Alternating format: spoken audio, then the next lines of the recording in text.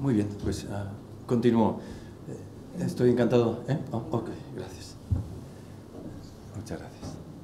Okay. Muchas gracias otra vez por su atención. Estoy encantado de estar aquí. Gracias, Mara, por esta invitación, esta oportunidad. Me llamo José Miguel Sahuillo. Soy catedrático de Lógica y Filosofía de la Ciencia en la Universidad de Santiago de Compostela.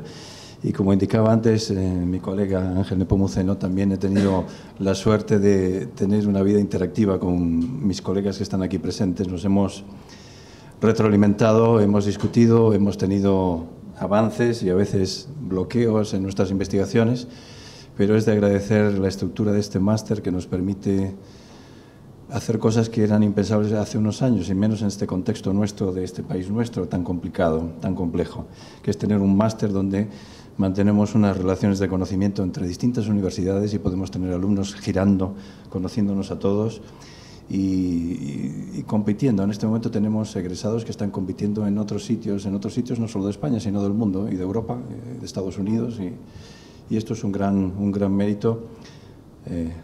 Yo creo que de la mentora del máster que concibió la idea inicialmente, de toda la gente que puso las ruedas también para que esto se coordinara, que no están aquí muchas de ellas, y de esta manera deciros que me siento particularmente privilegiado de formar parte de esto. Vengo a hablar de algo concreto y voy a intentar hacerlo con 5 o 10 minutos menos para que podamos hacer un intervalo de 10 minutos, que es lo que hemos decidido hacer para poder tomar un café quizá o descansar y continuar después en la segunda parte.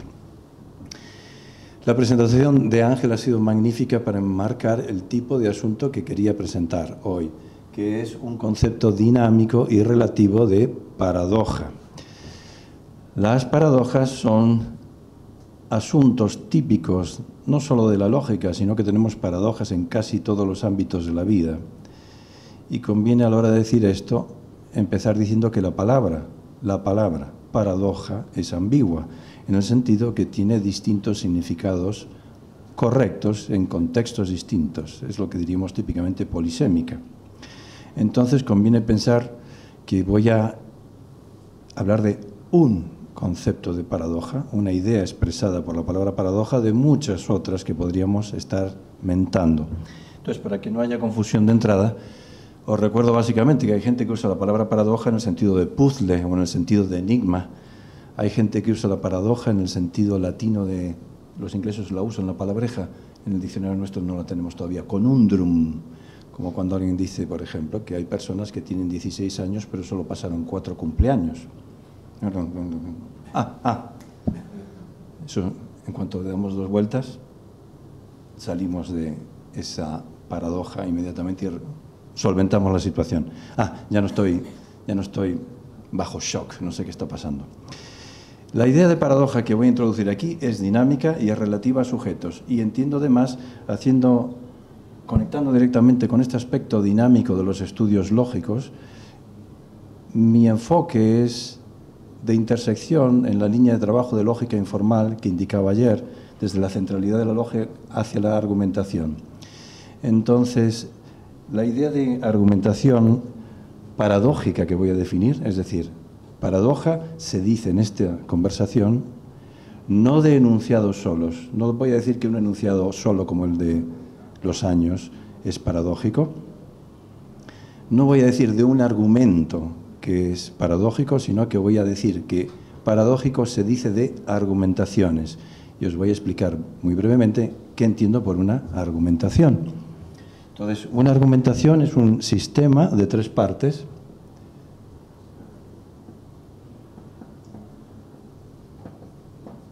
que se compone de un conjunto de premisas, una cadena de razonamientos intermedios y una conclusión.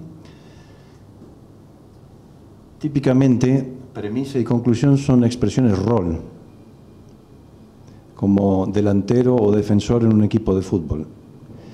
Lo que hay por debajo son enunciados, oraciones, si queréis, si alguno de vosotros es filosóficamente un poco más picante, proposiciones, son proposiciones.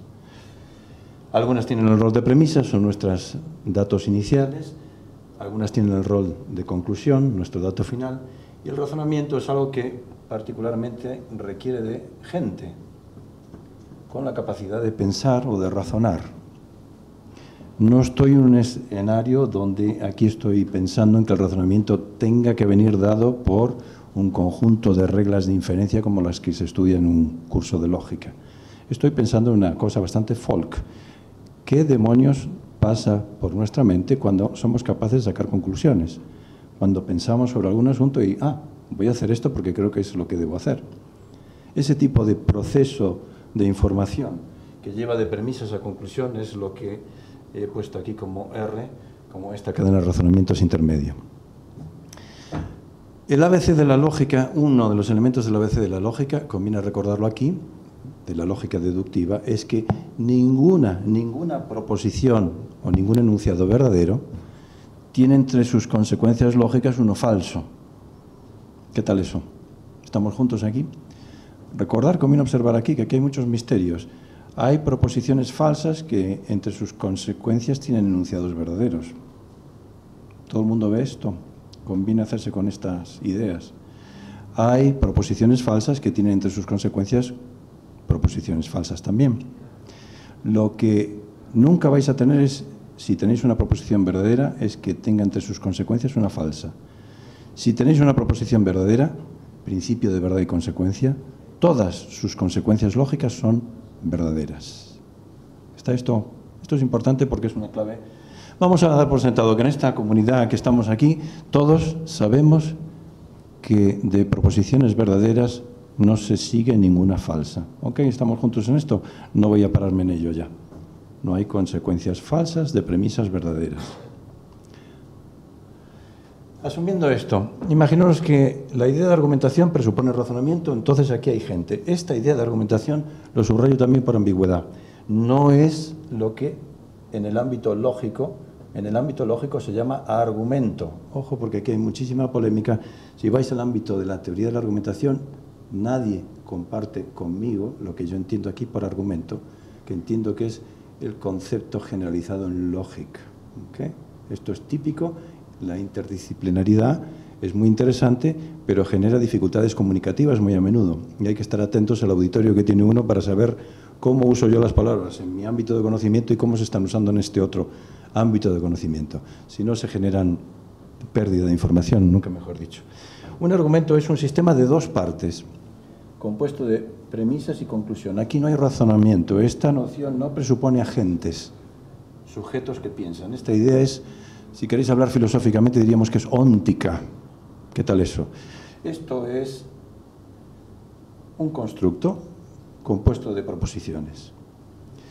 Y es el caso, o no es el caso, que la conclusión es una consecuencia lógica de las premisas, o que la conclusión no es una conclusión de las premisas, la conclusión no es una consecuencia lógica de las premisas. Esto es parecido a esto, es muy sencillo, tiene que ver con los hechos que mencionaba ayer. Es el caso que el número de árboles en la plaza de Mazarelos de Santiago de Compostela es par o es impar. Es el caso que en este momento podéis salir fuera a contar los coches del parking de la Facultad de Filosofía y el número de coches en este momento en ese parking es par o es impar. Eso es un hecho.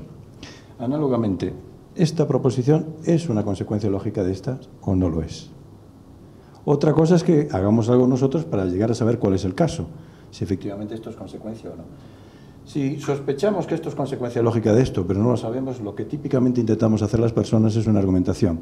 Ver que podemos razonar y ver, esto, lo que dice esto está empaquetado aquí. La información que hay en C está ya contenida en mis datos previos. Es mediante una argumentación que un sujeto inteligente llega a saber que un argumento PC es terminología, lógicamente válido, porque C es una consecuencia lógica de P. Una cosa es que un argumento sea válido y otra cosa es que lo sepamos. Básicamente es esto. Una cosa es que haya un número par de árboles en Canadá y otra cosa es que lo sepamos. Otra cosa también más débil es que creamos que el número de árboles en Canadá es par. Saber y creer, entro aquí en otra píldora importante para mi definición de paradoja. Son nociones epistémicas distintas. Intuitivamente, cuando decimos que creemos que cierto enunciado es cierto, lo que estamos admitiendo al decir que creemos solamente es que admitimos que nuestra creencia en lo que creemos podría ser falso, podríamos estar equivocados en lo que creemos. Se me sigue con esto, las creencias se dice que son típicamente revisables. Creía que me amaba. Me di cuenta más tarde que no era el caso. Sabía que me amaba. Me sigue amando. No hay modo, saber es fuerte. Saber, en el sentido que lo voy a usar, no es revisable. No es revisable quiere decir que no es susceptible de que mi objeto de sapiencia sea falso. Es decir, ninguno de vosotros en este momento podría decir propiamente, usando la palabra saber en el sentido que estoy usando, que sabéis que no estáis aquí mismo en este momento. ¿Qué tal eso? Ninguno de vosotros, razonablemente, usando la palabra saber, como la digo, podría decir, sé que 2 más 2 es 5. Eso no es saber. ¿Qué tal eso? Alguien sí puede decir correctamente, coherentemente, creo que 2 más 2 es 5. Uno puede venir después más tarde y decir, oye, perdona, pero... reviso mi creencia, entiendo tus razones y paso a decir, estoy seguro, le dedico un par de horas, ahora puedo decir, sé que 2 más 2 es 4. En este sentido se puede creer en algo falso equivocadamente. Lo que estoy diciendo es que no podemos saber algo falso si usamos este sentido fuerte de saber, sentido incorregible, que es el que estudió Gíntica en los sistemas epistémicos que se citó previamente y muchos otros autores. No estoy diciendo con esto que la gente use la palabra saber coloquialmente en el sentido fuerte que estamos aquí indicando, pero filosóficamente, como instrumento aquí, es importante distinguir creer y saber. Cuando digo que todos nosotros sabemos que ninguna proposición verdadera implica una falsa, estoy pensando que estamos ya aquí juntos en saber. ¿Y qué ocurre con una paradoja? Pues una paradoja es un tipo de argumentación. La tarta de las argumentaciones inicialmente la voy a partir aquí en 2. Me voy a centrar en una subclase que vamos a llamar deducción. Esto está partido al medio por lo que vamos a llamar genéricamente falacias. Y dentro de la subclase de las deducciones tenemos aquí una clase privilegiada de argumentaciones que son lo que llamamos las pruebas.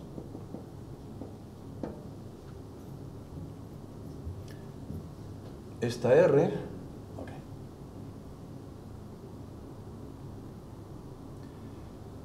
el término argumentación no es exitoso. Aquí, como veis, esta tarta contempla que la gente comete errores de razonamiento. Me refiero a eso con las falacias.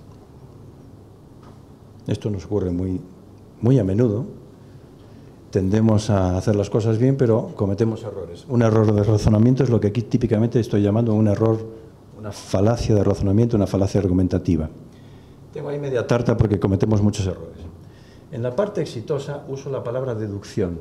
El término deducción sí es exitoso. Si me refiero a una argumentación que es una deducción, el significado de deducción es que no hay errores de razonamiento en lo que se hizo. Del mismo modo que la palabra saber es exitosa, la palabra deducción que uso aquí es exitosa. Una deducción es un sistema de 3 partes, porque es una subclase de las argumentaciones también, donde R es cogente o correcta. Cogente es un término tomado de la filosofía de Descartes. Cogito. Corrección es un término que probablemente en un curso de lógica y matemáticas estáis más acostumbrados a emplear. No hay errores de razonamiento en una deducción. ¿Qué hace una deducción por nosotros? Una deducción nos muestra que la conclusión se sigue de las premisas, es consecuencia lógica de las premisas. Y es gracias al razonamiento que llegamos a ver que ese es el caso. Una prueba es una subclase de las deducciones, o sea que prueba también es exitoso porque es una subclase de deducción. Pero ¿qué le pasa a una prueba? ¿Por qué es una subclase? ¿Por qué no toda deducción es una prueba?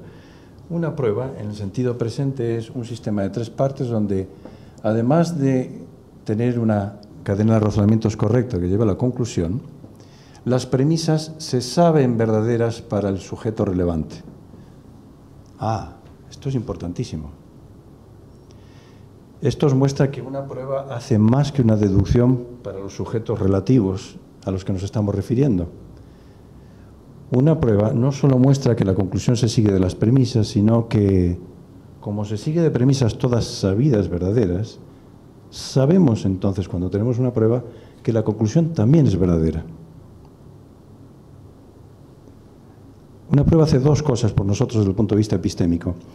Nos muestra que C es consecuencia lógica de P y nos muestra que además C es verdadera porque P las sabemos todas ya verdaderas.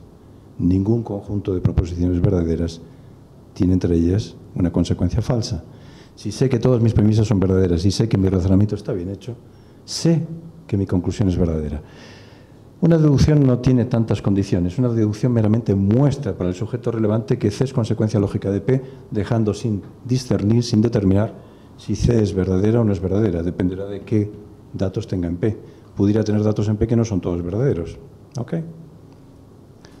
¿Estamos aquí con esto? Voy a definir ahora una argumentación como una subclase de las... Disculpad, una paradoja como una subclase de las argumentaciones. La voy a pintar aquí. Esto es lo que voy a llamar una argumentación paradójica. Y lo vamos a definir de esa manera. Una paradoja es un sistema también de tres partes, donde las premisas son creídas verdaderas para el sujeto o la comunidad de sujetos relevantes. Creemos que son verdaderas nuestras premisas. Cadena de razonamiento que creemos correcto o cogente. Y conclusión que creemos falsa. ¿Qué pasa aquí? Si sabemos que ningún conjunto de premisas, todas verdaderas, implica lógicamente una falsa, si una persona se encuentra en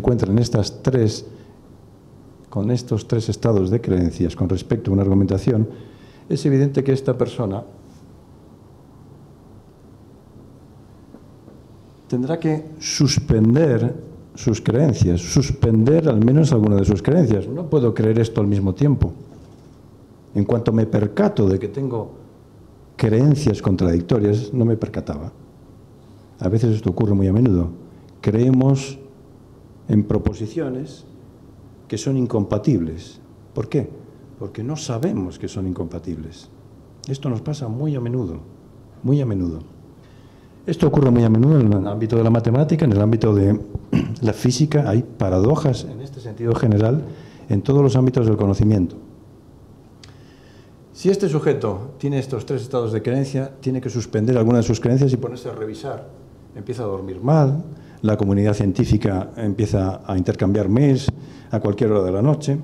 Aquí hay algo que tenemos que revisar. Tenemos un estado de creencias que obliga a asumir que al menos o esta creencia está equivocada, o esta creencia está equivocada, o esta creencia está equivocada. Y ese o que uso no es exclusivo. Podríamos estar equivocados con más de uno de los tres eslabones que tenemos aquí. ¿Qué tiene que hacer este sujeto o esta comunidad de sujetos? Pues típicamente ponerse a hacer algo así como lo que describía Ángel anteriormente, con eliminación de opciones y actualizar nuestra base de datos. Vamos a ponernos a examinar esto. Inicialmente, ¿dónde empezaríamos a trabajar revisando? Voy a revisar a ver si mis datos se ajustan a mis creencias, o tengo evidencia nueva, o tengo un colega que está más espabilado que yo y me dice, ojo, aquí hay algo que no está claro. Tenemos razones para sospechar que no todas las premisas son verdaderas. Bueno, esto es contextual. Hay casos, dependiendo de quién sea el investigador relevante o quiénes lo sean, que empiecen a investigar bajo la sospecha de que las creencias basadas en las premisas verdaderas no es correcta. Pero podríamos empezar por aquí, si tenemos sospechas de que el razonamiento tiene algún gap, alguna eslabón flojo. Y a veces, como no, podemos también empezar investigando por esto. Podemos tener conclusiones. Fijaros que digo creída falsa, no estoy diciendo que sea necesariamente contradictoria la conclusión, ¿eh? La falsedad incluye la contradicción, pero podría ser una proposición falsa no contradictoria. ¿Okay? Con esto quiero deciros que ni todas las contradicciones tienen la estructura llueve y no llueve. Toda propiedad determina la existencia de un conjunto cuyos miembros son exactamente aquellos conjuntos que tienen dicha propiedad. Esto suena distinto de llueve y no llueve y sin embargo es contradictorio. Tardamos tiempo en percatarnos de que eso era contradictorio. Mucho tiempo. Y el impacto fue enorme. Total, la situación es esta. Tenemos premisas creídas verdaderas, razonamiento creído cogente, conclusión creída falsa. Si empezamos a revisar nuestras creencias, tenemos dos opciones.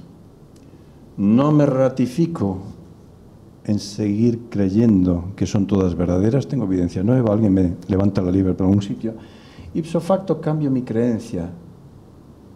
Es decir, de creer que todas son verdaderas paso a creer, estamos siempre de un modo tentativo aquí, heurística, contexto del descubrimiento.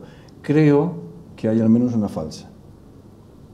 Si creo que hay una falsa, esto me transforma la argumentación, queda reclasificada como una candidata a deducción. Si mantengo el resto de mis creencias y cambio solamente esta creencia, lo que tengo es una candidata a lo que he definido como deducción. Candidata A. Imaginaros que la opción alternativa es que sí, sigo creyendo que todas mis premisas son verdaderas.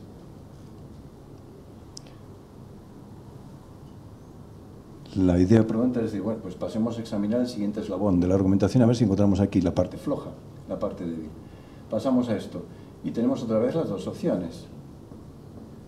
No sigo creyendo que mi razonamiento es correcto porque alguien me indica que hay un gap, hay ahí algo en el razonamiento que requiere revisión. Y entonces, en ese caso, si cambio mi creencia de que era correcto porque es incorrecto, lo que tengo ipso facto es una candidata a falacia, en el sentido que hemos definido falacia. Si reviso mi razonamiento, pero resulta que me quedo más bien con sí, sigo creyendo que es correcto, no encuentro eslabones flojos, lo lógico aquí es entonces que pasemos a revisar la última opción. Y aquí lo mismo, tenemos la opción de que no sigamos creyendo que la conclusión es falsa. Si tenemos pistas para decir, era complicada y demás, pero ahora paso a creer que es verdadera, me equivoqué. Si pasáis a no mantener la creencia en la falsedad de la conclusión, entonces lo que tenéis es una candidata a prueba. Porque seguís manteniendo premisas creídas verdaderas, razonamiento creído correcto, y ahora cambié mi creencia. Conclusión creída verdadera. Candidata a prueba. Si revisamos, nuestros colegas lo ven como yo, y seguimos creyendo que nuestra conclusión es falsa, no nos queda más remedio que volver aquí y seguir dándole vueltas a este asunto hasta que alguno de los eslabones se nos muestre como débil, como eslabón débil. Lo importante de esto, de este enfoque, es que primero, es claramente dinámico. Esto requiere tiempo, requiere dilucidación, requiere intercambio de información, requiere revisión de creencias, actualización, update de nuestras creencias. En segundo lugar, pone de manifiesto de un modo muy nítido, que las nociones de saber y de creer son relativas. Entonces puede ocurrir perfectamente que una argumentación que es una paradoja para este sujeto sea una prueba para ese sujeto. Que una argumentación que es paradoja para esa persona sea una falacia para mí. No hay ningún misterio en esto. Incluso, lo voy a poner, hay ejemplo histórico al respecto. El mismo texto deductivo de Cantor y el mismo texto deductivo de Russell, nos encontramos con las mismas fórmulas, las mismas proposiciones. Lo que es un teorema para Cantor es una paradoja para Russell. ¿Cómo es este fenómeno posible? Simplemente porque aquí hay un elemento básico que es las actitudes de creencias de los sujetos relevantes. Hay una premisa básica que 4 años antes que Russell, Cantor emplea como deducción indirecta por absurdo para demostrar su principio, su teorema de que hay multitudes, conjuntos, que no son coleccionables. Cantor tenía sospechas sobre el principio de comprensión ingenua de la teoría de conjuntos. Él ya creía que eso era falso. Si crees que es falso, voy a intentar deducir un par de contradictorios opuestos para demostrar que es falso. ¿Me estáis siguiendo con esto? Necesito... Ok. Uno puede sospechar que una proposición es falsa. Mientras no ves que se sigue en contradicción de ella, pues no vas a tener certeza de que es falsa. Cantor sospechaba que esto era falso. Entonces tenéis la misma argumentación usando el principio de comprensión ingenuo para Cantor. Cantor sonreía porque encontró una prueba de su falsedad, construyó una cadena de razonamientos y llegó a una imposibilidad, una contradicción. Cantor tiene una deducción indirecta de que este principio es falso, por tanto su negación es verdadero. Mientras que Russell, siguiendo probablemente a Frege, o por lo menos en la retórica que él emplea, creía que el principio de comprensión ingenuo era verdadero, estableció una cadena de razonamientos que creía correcta y llegó ciertamente a una conclusión que tenía todo el aspecto de ser no solo falsa, sino contradictoria. Creía que esto era falso. El mismo texto es paradoja para Russell, él está en shock. Yo es que mi creencia era que esto era verdadero. Mientras que 4 años antes, esto lo reporta Gregory Moore en el History and Philosophy of Logic, una revista dedicada a este tipo de asuntos, recuperación histórica de este tipo de discusiones, donde 4 años antes una persona tiene un teorema y otra persona tiene una paradoja. Falta de comunicación, la gente tiene distintas formaciones, la gente sabe distintas cosas y tiene distintas tradiciones. Esta relatividad de las argumentaciones con respecto a sujetos es algo bastante extendido en muchos casos de paradojas. Una paradoja reciente, muy interesante en filosofía y en epistemología, es la paradoja de la cognoscibilidad, que probablemente a alguno de vosotros os suene. La paradoja de la cognoscibilidad tiene una premisa que dice que toda proposición verdadera es cognoscible. Todo enunciado verdadero, no digo que lo sospeche como verdadero, que lo sepa, todo enunciado verdadero es cognoscible. Esto típicamente se parafrasea como que toda proposición verdadera es posible saberla. Normalmente, si empezamos a escarbar aquí parece que hay tiempo, hay dinámica detrás, porque el progreso del conocimiento científico está en una línea de tiempo, ¿verdad? Y si a esta premisa unimos cosas muy básicas, que no voy a extenderme ahora aquí, parecido a que ninguna proposición verdadera implica una falsa, que es la distribución de la sapiencia de la conjunción en sus miembros y la eliminación del operador cuadrado, si sé que A, entonces es el caso que A, esas 2 ideas básicas, más una proposición típica de los realistas. Hay proposiciones existencial. Existen proposiciones verdaderas que no sabemos verdaderas. Si combinamos que toda proposición es cognoscible, toda proposición se puede conocer, se puede llegar a saber, con que hay al menos una que no sabemos, podremos llegar a un par de contradictorios opuestos, como que es posible llegar a saber y no llegar a saber la misma proposición. Si dedicáis un poco de tiempo, son 5 o 6 pasos, no es demasiado complicado para hacer. Muy bien. Fitch, un distinguido lógico, prueba un teorema en el Journal of Symbolic Logic 4 años antes que otro filósofo, Hack, explicara su paradoja, la paradoja de la cognoscibilidad. Fitch tiene un teorema donde nos dice claramente que era imposible que tal conjunto de proposiciones no fuera inconsistente. Y unos cuantos años más tarde, quizá por falta de comunicación, vamos a dejarlo ahí, puede haber muchas más razones, un filósofo dice que tiene una paradoja y esto tiene un tremendo impacto filosófico y hay mucha literatura sobre esto. Hay posibles reinterpretaciones sobre esto. Lo mismo ocurre con las soluciones a la paradoja del mentiroso. Hay resultados aquí vinculados. Lo que es un teorema para Tarski, el teorema de la indecibilidad de la verdad de Tarski, está implícito en grandes avances que se basan en no confundir tipos lógicos, como puede ser el propio teorema de Gödel de incompletud. Y la idea importante aquí es que esto nos da pie para la cuestión de la mesa redonda. En la circunstancia de que alguien tenga este sentido de paradoja y apunte a que hay un problema, como salida a la paradoja, que hay un problema en el razonamiento, aquí hay 2 casos que están contrabandeados. Uno es que pensemos, el razonamiento era incorrecto, pero tiene solución. Esto nos pasa a menudo también, podemos resolver cosas. Podemos quizá añadir premisas o podemos descubrir que no razonamos apropiadamente y corregirlo, porque aquí ya teníamos información suficiente. Lo que pasa es que yo no encontré el camino apropiado. Esa es la opción optimista. La opción más dificultosa, muy en boga hoy en día, es que alguien diga, no, no, no, lo que tenemos que hacer es cambiar la lógica que usamos para razonar. Y aquí tenemos las alternativas de las lógicas no clásicas o expansiones de la lógica clásica. El modo en que justificamos nuestro razonamiento de P a C es tal que hace falta mudar la lógica subyacente al razonamiento. Esto es un cambio de lógica, esto es un cambio importante, un cambio que nos deja con problemas filosóficos sin duda y con un problema, a mi entender, básico de entrada, que es un principio de economía.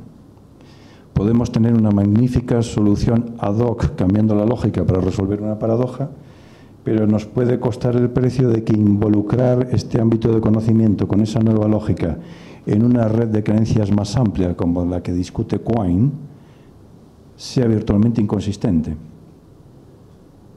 Esta es una visión un poco conservadora, pero ciertamente es muy difícil pensar que va a haber una dislocación de la lógica clásica pensando en una lógica alternativa de la variedad de lógicas alternativas que se han presentado, por ejemplo, para resolver algunas paradojas típicas, como es el caso del mentiroso.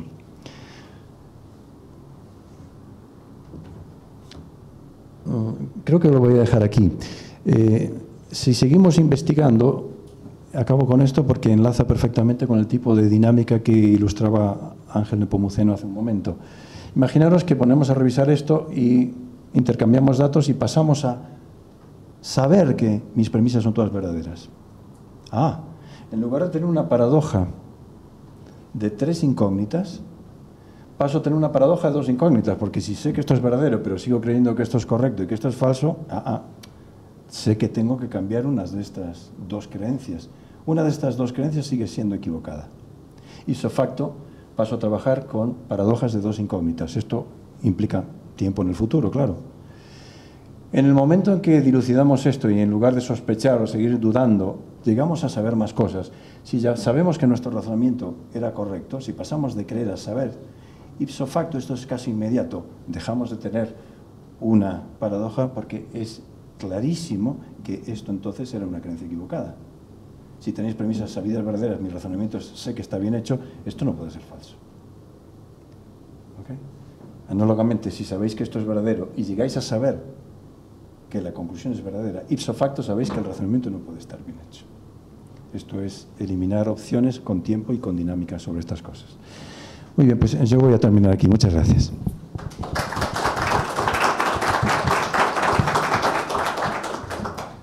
¿Preguntas? Sí, gracias. Espera, ¿qué hacemos? ¿Las 2 charlas a la vez? Sí. Vale, pues empiezo por orden.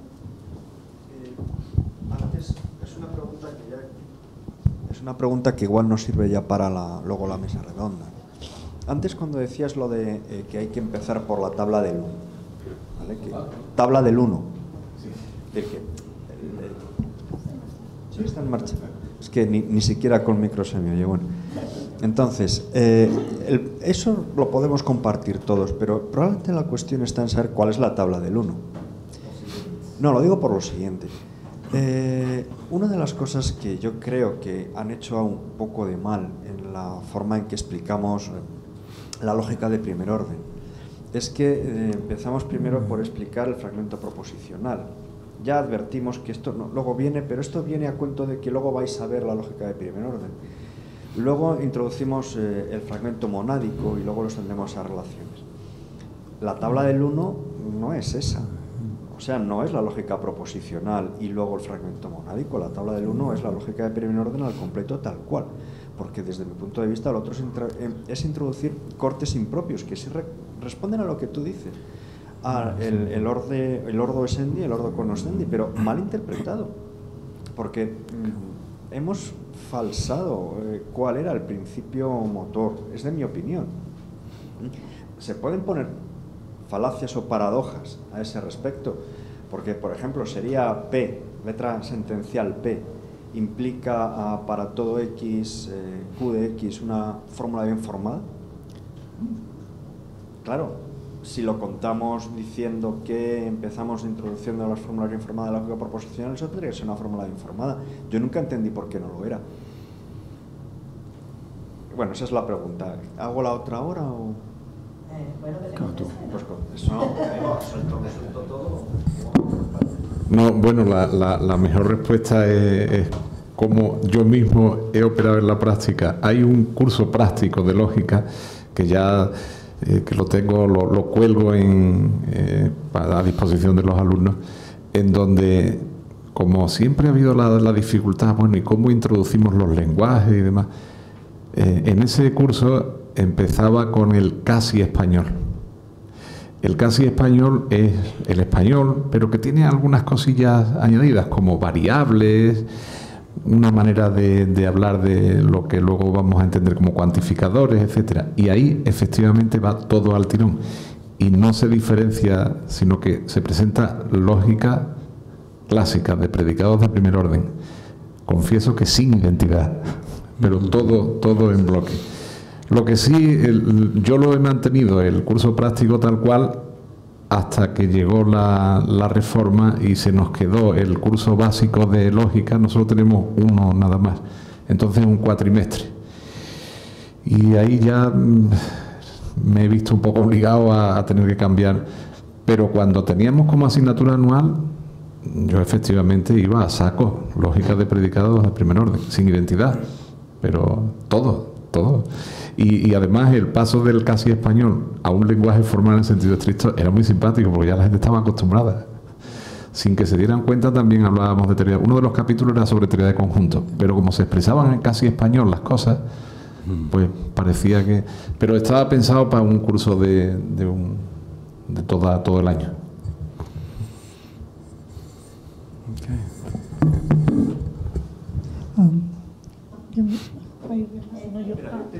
Sí, muy rápida. Nada, es una cuestión rápida, pero puede ser complicada y no sé, si quieres lo podemos dejar para luego. No acabo de saber qué diferencia establecerías tú entre paradoja y anomalía. Lo digo porque lo que yo veo ahí, en la explicación que tú has hecho, para mí es muy compatible con lo que en filosofía de la ciencia se llama la identificación de una anomalía. Y más bien una paradoja, el problema es que no es que la conclusión no sea aceptable a partir de las premisas y la cadena de razonamiento, sino que no tienes forma de asignarle una propiedad determinada de forma consistente, normalmente la verdad. Sí, creo que mi tendencia inicial es que, como la palabra anomalía es muy general, ¿verdad? Yo diría que una argumentación paradójica es una subclase de todos los fenómenos que llamamos anomalía. Y ahora, lo que tú estás pensando, lo que se llama una anomalía en el contexto de descubrimiento científico, en problemas cruciales, creo que estoy contigo en que es muy probable que podríamos reconstruir la situación como una argumentación paradójica en este sentido. Casi... Tú has usado aceptar, yo uso creer, habría que ver, ahí hay colores, ¿verdad?, con respecto a la actitud, pero actitud proposicional pero creo que sí, que una argumentación paradójica en este sentido es algo que encaja muy bien con una anomalía científica en un caso típico de inconsistencias o de controversias. Se puede reconstruir como una argumentación paradójica ese caso, sí. Muy bien. Sí, yo tengo una pregunta muy general que me gustaría hacer a ambos ponentes, y además con el gusto que le hago de encontrarme entre filósofos, que es para mí una suerte enorme, es algo que no puedo tener cada día, así que me voy a dar el gustazo de hacer una pregunta que en mi ámbito normal, si la hiciera, bueno, tendría problemas. Ángel, tú has hablado, sí, justamente, ¿no?, de la lógica, ese espacio que es tan difícil de decir si pertenece a la filosofía o a las matemáticas, justamente ambas disciplinas que se basan en el pensamiento, en la inteligencia, que a pesar de que necesitemos partir de hechos, es absolutamente, se da en la imaginación, se da en el pensamiento. Entonces, mi pregunta general sería, ¿es importante que pensemos igual? ¿Y cómo podemos saber que estamos pensando igual para comprendernos? Pensar igual. Igual con respecto a algo. Es muy fácil. Hay hechos en tu pregunta, tú hablabas de la comunidad en este sentido, ¿no? Yo creo que la lógica, un poco en ese punto de vista, la lógica es lo que nos permite asegurar que estamos pensando igual, ponernos de acuerdo en la lógica. Tanto el trabajo que hace un filósofo, que es pensar, o el que hace un matemático, que es pensar. Y que muchas veces desde fuera de la lógica nuestros colegas, yo puedo hablar de los míos matemáticos, supongo vosotros de los vuestros filósofos, teniendo que usar el pensamiento, pensar es la herramienta de esa disciplina, pero no hay una reflexión sobre cómo estoy pensando. Entonces, ¿cómo puedes estar seguro de que estás pensando bien? Lo digo por los matemáticos, dicen, bueno, es que demostrar, es que se demuestra, yo sé que estoy demostrando bien. Y ese yo sé que estoy demostrando bien, es muy difícil de que lo justifiquen. Entonces, esta era vuestra pregunta. ¿Cómo podemos saber que estamos pensando? Yo no diría bien, pero por lo menos igual, para que en nuestra comunidad sepamos que estamos todos usando el mismo tipo de instrumento. ¿Empiezo yo o empiezas tú, Ángel? Claro. Sí, bueno, también se me ocurre, aquí se me ocurre apelar a estas recomendaciones que hacemos a veces a los alumnos, que las sintetizo con una de los enunciados teológicos, que muchas veces se les dice, incluso por cuestiones, por ejemplo, hay que estudiar, porque si no ya sabéis que llega junio y entonces vendrá el llanto y crujir de dientes. Bueno, pues, mutatis mutandis. Al menos desde la lógica, creo que en ambas orillas podemos decir que vuestro hablar sea sí, sí, no, no. Entonces, precisión, porque el problema que tú planteas es que puede ser incluso el problema amplio de la comunicación. Empieza por ahí, seguro. Claro, yo creo que sí. Claro, y ¿qué instrumentos te ofrecen la teoría lógica? Es justamente el poder acercarnos lo más posible a ese que nuestro hablar sea sí, sí, no, no. Y no que, como ha ocurrido históricamente en muchos casos, cada cual está hablando de una cosa distinta. Al menos creo que esa utilidad, y esa no entiende de que se sea matemático, computólogo, filósofo, sino que es que tenemos que usar un lenguaje común, ¿no? Y ahí creo que la lógica juega un papel fundamental. Yo suplementar un poco también. O sea, yo también creo que tu pregunta tiene facetas distintas, ¿verdad? Pero una es fundamental, que es tener cierta certeza de que usamos las palabras de un modo semejante. Parece mentira, pero es algo esencial. Y esto a veces no terminamos de tener una seguridad sobre ello hasta que no tenemos una interacción continuada con una persona o con un colega o con un grupo de personas. Esto requiere tiempo y requiere convenciones y requiere, voy a ser un poco carnapiano, decir, oye, cuando uso, lo que hice hoy aquí, cuando uso paradoja quiero decir esto y no otra cosa. Si no, aquí habría 4 discursos, el que pudo elaborar 3 o 4 personas en el auditorio, escuchando la misma palabra, pero asociándolo a ideas distintas, o la que yo quería manifestar, pero la manifesté imprecisamente por no haber sido meticuloso. Bárbaro. Eso es un asunto. Después está el problema de decir que la gente sabe. Esto es importante también porque, por lo menos es el tipo de... Lo que yo intento evitar siempre es el extremo de este argumento, que es el escepticismo. Yo no digo que sepamos muchas cosas, pero algunas cosas sabemos, en este sentido cabal. Sabemos ciertas verdades de la aritmética, sabemos ciertas verdades de la física, sabemos ciertas cosas como de la filosofía, sé que estoy aquí ahora. ¿Okay? Este tipo de cosas creo que cuesta mucho trabajo llegar a saber, requiere esfuerzo, pero hay algunas circunstancias donde podemos decir cabalmente, sé que tal cosa es el caso. Contra el escepticismo, lo que yo no creo, contrariamente a lo que se axiomatiza en ese 4, en las lógicas epistémicas, es que para saber sea necesario saber que sé. Esto me parece que es un regreso un poco extraño y la práctica a mí no me dice esto. Yo no necesito, es un poco esquizoide además, si os dais cuenta, ¿no? No necesito reduplicar mi propio chequeo conmigo mismo. Cuando estoy actuando, además son cosas inconscientes. Sé que me estoy ahogando, el agua está hasta aquí, más vale que haga algo. En ese momento no estoy chequeando, ¿verdad?, 2 veces o 3 veces a ver si sé que realmente sé que me estoy ahogando. Es decir, esto tiene que ver con escudriñar apropiadamente la evidencia disponible, no conformarnos con evidencia parcial, cotejar los resultados privados colectivamente con otros sujetos inteligentes que tienen acceso al tipo de evidencia que tenemos y llegar efectivamente a un juicio responsable de que sé. Esto es la vida. Esto es la vida misma, pero... Okay. Yo también quería hacer otro comentario en relación a esto. Una muy breve, que tocaste de forma muy superficial lo de la lógica del anuncio público, pero ¿cómo se relaciona, cómo podríamos relacionar esa lógica con lo que en ciencias sociales son las predicciones suicidas?